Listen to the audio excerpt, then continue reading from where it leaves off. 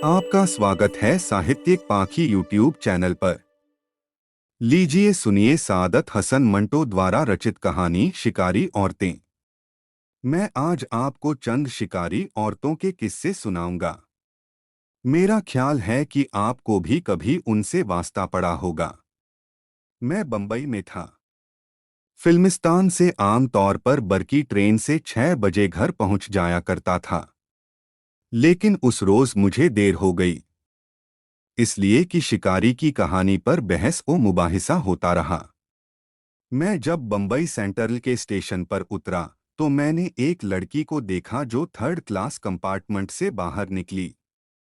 उसका रंग गहरा सावला था, नाक नक्शा ठीक था, उसकी चाल बड़ी अनोखी सी थी। ऐसा लगता था कि वो फिल्म का मंजरनामा लिख रही है। मैं स्टेशन से बाहर आया और पोल पर विक्टोरिया गाड़ी का इंतजार करने लगा। मैं तेज चलने का आदी हूँ, इसलिए मैं दूसरे मुसाफिरों से बहुत पहले बाहर निकल आया था। विक्टोरिया आई और मैं उसमें बैठ गया। मैंने कोचवान से कहा कि आहिस्ता आहिस्ता चले, इसलिए कि फिल्मिस्तान में कहानी पर बहस करते करते मेरी तबीयत मुकद्दर हो गई थी। मौसम खुशगवार था। विक्टोरिया वाला आहिस्ता आहिस्ता पुल पर से उतरने लगा। जब हम सीधी सड़क पर पहुंचे तो एक आदमी सर पर टाट से ढका हुआ मटका उठाए सदा लगा रहा था, कुल्फी कुल्फी। जाने क्यों मैंने कोचवान से विक्टोरिया रोक लेने के लिए कहा और उस कुल्फी बेचने वाले से कहा, एक कुल्फी दो। मैं असल में अपनी तबीयत का तकद्दुर किसी न किसी तरह दूर करना चाहता था। उसने मुझे एक दोने पत्तों का पियाला में कुल्फी दी। मैं खाने ही वाला था कि अचानक कोई धम से विक्टोरिया में आन घुसा। काफी अंधेरा था। मैंने देखा तो वही गहरे रंग की सांवली लड़की थी। मैं बहुत घबराया। वो मुस्कुरा रही थी। दोने में मेरी कुल्फी पिघलना शुरू हो गई। उसने कुल्फी वाले से बड़े बेतकल्लुफ अंदाज में कहा, एक मुझे भी दो। इसने दे दी। गहरे सावले रंग की लड़की ने उसे 1 मिनट में चिट कर दिया और विक्टोरिया वाले से कहा, चलो। मैंने इससे पूछा, कहा जहां भी तुम चाहते हो। मुझे तो अपने घर जाना है। तो घर ही चलो। तुम हो कौन? कितने भोले बनते हो। मैं समझ गया कि वो किस कुमाश की लड़की है। चुनाचे मैंने उससे कहा, घर जाना ठीक नहीं, और ये विक्टोरिया भी गलत है। कोई टैक्सी ले लेते हैं। वो मेरे इस मशवरे से बहुत खुश हुई। मेरी समझ में नहीं आता था कि उससे नजात कैसे हासिल करूं। उसे धक्का देकर बाहर निकालता तो ऊधम मच जाता। फिर मैंने ये सोचा कि औरत जात है कि इससे फायदा उठाकर कहीं वो ये वावेला न मचा दे कि मैंने इससे नाशाइस्ता मजाक किया है। विक्टोरिया चलती रही और मैं सोचता रहा कि ये मुसीबत कैसे टल सकती है।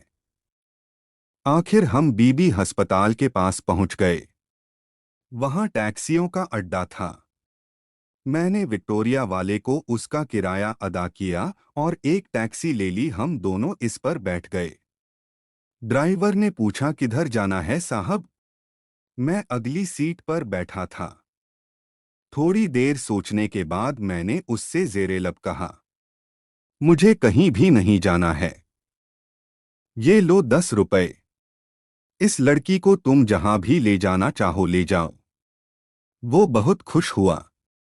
दूसरे मोड़ पर उसने गाड़ी ठहराई और मुझसे कहा, साहब आपको सिगरेट लेने थे।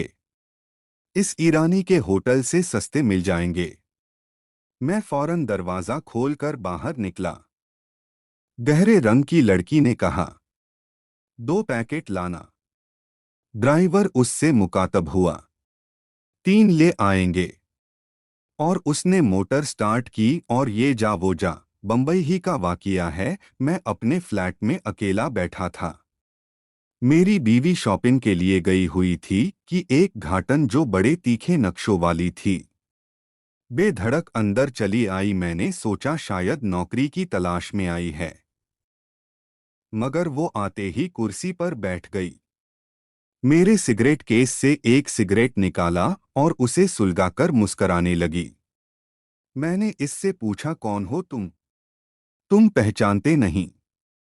मैंने आज पहली दफा तुम्हें देखा है। साला झूठ मत बोलो। 2 रोज देखता है। मैं बड़ी उलझन में गिरफ्तार हो गया। लेकिन थोड़ी देर के बाद मेरा नौकर फजलदीन आ गया। उसने उस तीखे नक्शों वाली घाटन को अपनी तहवील में ले लिया। ये वाकया लाहौर का है।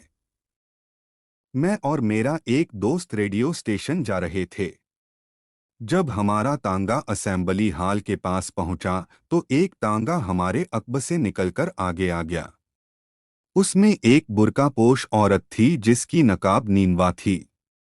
मैंने उसकी तरफ देखा तो उसकी आंखों में अजीब किस्म की शरारत नाचने लगी। मैंने अपने दोस्त से जो पिछली नशिस्त पर बैठा था कहा, ये औरत बदचलन मालूम होती है। तुम ऐसे फैसले एकदम मत दिया करो। बहुत अच्छा जनाब, मैं आइंदा एहतियात से काम लूंगा। बुर्का वाली औरत का तांगा हमारे तांगे के आगे आगे था। वो टिकटिकी लगाए हमें देख रही थी। मैं बड़ा बुज़दिल हूं। लेकिन उस वक्त मुझे शरारत सूझी और मैंने उसे हाथ के इशारे से आदाब अर्ज कर दिया। उसके आध ढके चेहरे पर मुझे कोई रद्दे अमल नजर न आया, जिससे मुझे बड़ी मायूसी हुई। मेरा दोस्त गटकने लगा। उसको मेरी इस नाकामी से बड़ी मुसर्रत हुई। लेकिन जब हमारा टांगा शिमला पहाड़ी के पास पहुंच रहा था तो बुर्कापोश औरत ने अपना टांगा ठहरा लिया और मैं ज्यादा तफसील में नहीं जाना चाहता। वो नीम उठी हुई निकाब के अंदर मुस्कुराती हुई आई और हमारे टांगे में बैठ गई, मेरे दोस्त के साथ। मेरी समझ में न आया क्या किया जाए। मैंने उस बुर्कापोश औरत से कोई बात न की और टांगे वाले से कहा कि वो रेडियो स्टेशन का रुख करे। मैं उसे अंदर ले गया। डायरेक्टर साहब से मेरे दोस्ताना मरासिम थे। मैंने उससे कहा, ये कार्टून हमें रस्ते में पड़ी हुई मिल गई, आपके पास ले आया हूं और दरखास्त करता हूं कि उन्हें यहां कोई काम दिलवा दीजिए। उन्होंने उसकी आवाज का इम्तहान कराया जो काफी इत्मीनान बख्श था। जब वो ऑडिशन देकर आई तो उसने बुर्का उतारा हुआ था। मैंने उसे गौर से देखा। उसकी उम्र 25 के करीब होगी। रंग गोरा, आंखें बड़ी बड़ी। लेकिन इसका जिस्म ऐसा मालूम होता था जैसे शक्करकंदी की तरह भूबल में डालकर बाहर निकाला गया है। हम बातें कर रहे थे कि इतने में चपरासी आया। उसने कहा कि बाहर एक टांगा वाला खड़ा है, वो किराया मांगता है। मैंने सोचा शायद ज्यादा अरसा गुजरने पर वो तंग आ गया है, चुनाचे मैं बाहर निकला। मैंने अपने तांगे वाले से पूछा, भाई क्या बात है? हम कहीं भाग तो नहीं गए? वो बड़ा हैरान हुआ, क्या बात है सरकार? तुमने कहला भेजा है कि मेरा किराया अदा करो। मैंने जनाब किसी से कुछ भी नहीं कहा। उसके तांगे के साथ ही एक दूसरा तांगा खड़ा था। उसका कोचवान जो घोड़े को घास खिला रहा था मेरे पास आया और कहा, वो औरत जो आपके साथ गई थी कहाँ है? अंदर है। क्यों? जी उसने 2 घंटे मुझे खराब किया है। कभी उधर जाती थी, कभी इधर। मैं तो समझता हूं कि उसको मालूम ही नहीं कि उसे कहाँ जाना है। अब तुम क्या चाहते हो? जी मैं अपना किराया चाहता हूं। मैं उसे लेकर आता हूं। मैं अंदर गया। उस बुर्कापोश औरत से जो अपना बुर्का उतार चुकी थी कहा, तुम्हारा तांगे वाला किराया मांगता है। वो मुस्कुराई, मैं दे दूंगी। मैंने उसका पर्स जो सोफे पर पड़ा था उठाया, उसको खोला, मगर उसमें एक पैसा भी नहीं था। बस के चंद टिकट थे और 2 बालों की पिनें और एक वाहियात किस्म की लिपस्टिक। मैंने वहां डायरेक्टर के दफ्तर में कुछ कहना मुनासिब न समझा।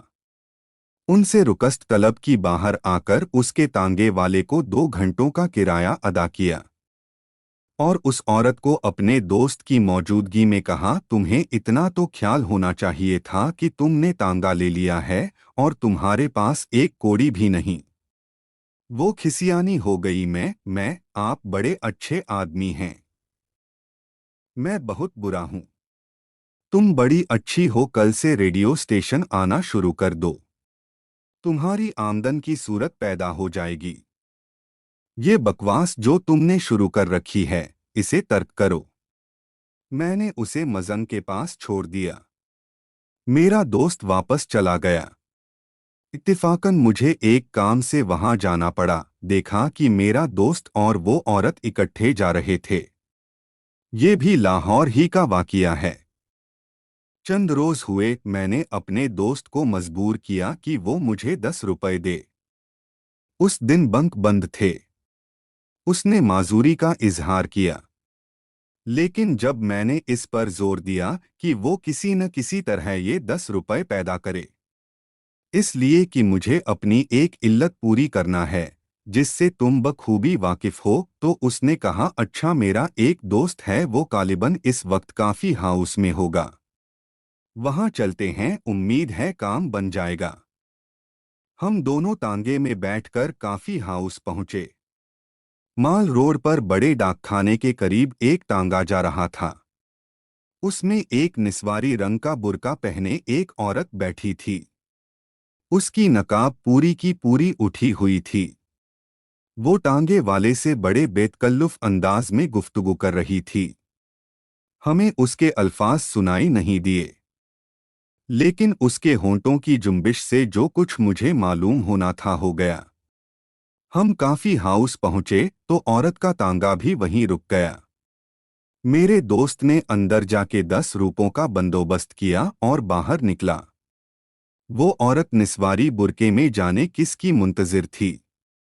हम वापस घर आने लगे तो रास्ते में तरबूजों के ढेर नजर आए। हम दोनों तांगे से उतरकर तरबूजे परखने लगे। हमने बाहम फैसला किया कि अच्छे नहीं निकलेंगे, क्योंकि उनकी शक्लो सूरत बड़ी बेढंगी थी। जब उठे तो क्या देखते हैं कि वो निस्वारी बुरका तांगे में बैठा तरबूजे देख रहा है। मैंने अपने दोस्त से कहा, तरबूजा तरबूजे को देखकर रंग पकड़ता है, आपने अभी तक ये निस्वारी रंग नहीं पकड़ा। उसने कहा, हटाओ जी, ये सब बकवास है। हम वहां से उठकर तांगे में बैठे। मेरे दोस्त को करीब ही एक केमिस्ट के यहाँ जाना था। वहां 10 मिनट लगे। बाहर निकले तो देखा कि निस्वारी बुरका उसी तांगे में बैठा जा रहा था। मेरे दोस्त को बड़ी हैरत हुई, ये क्या बात है, ये औरत क्यों बेकार घूम रही है। मैंने कहा, कोई न कोई बात तो जरूर होगी। हमारा तांगा हाल रोड को मुड़ने ही वाला था कि वो निस्वारी बुरका फिर नजर आया। मेरे दोस्त गो कुंवारे हैं, लेकिन बड़े जाहिद।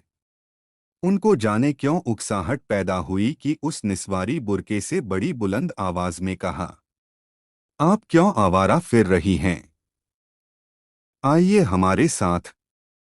उसके तांगे ने फौरन रुख बदला और मेरा दोस्त सख्त परेशान हो गया।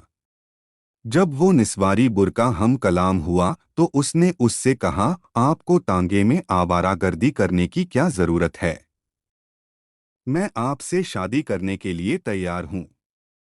मेरे दोस्त ने उस निस्वारी बुरके से शादी कर ली।